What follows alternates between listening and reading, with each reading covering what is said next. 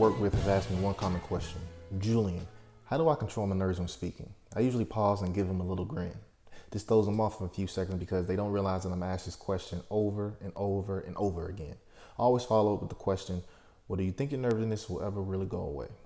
And then they pause for a few seconds. You see, many people who are new to public speaking or haven't been speaking for a very long time automatically assume that nervousness is a bad thing. It can definitely affect your performance negatively if you let it get the best of you, but you must realize that your nervousness just means that you're human. It's normal. So many of us are nervous in the job interviews and even when it comes to starting a conversation with a stranger. And a lot of us forget that it's all perfectly normal. One thing I teach all of my clients is to be comfortable in the nervousness because the truth is that for many, it may never go away. You have good nerves such as anxiousness to start your talk, or you can simply have nerves because you want to do a good job for your audience. Then you have the nerves that come from not preparing properly or showing up late to an event. I've encountered both sets of nerves. Personally, my nervousness can get to the point where I can feel my heart literally pounding out of my chest, yet it doesn't show up on stage or affect my performance. Why?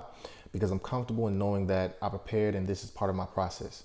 I've prepared for perfect presentations and I've prepared for the inevitable.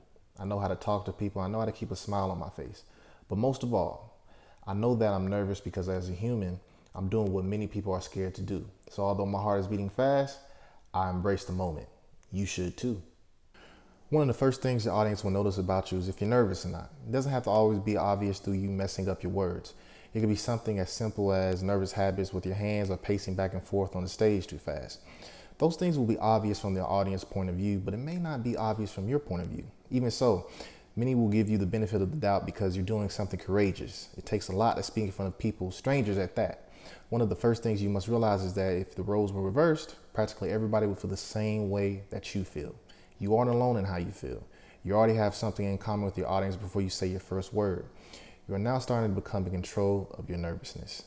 At the end of the day, you aren't alone. So try not to focus so much on how nervous you are and put all your energy into delivering great content. As I always say, there's no perfect speaker, so don't try to be one. Your audience will show some leniency when it comes to nervousness and mistakes. If you beat yourself up about it all the time, you never really come to terms with being nervous. Besides, good content can overshadow your nervousness. It's all about leaving your audience in a better position once they finish listening to you.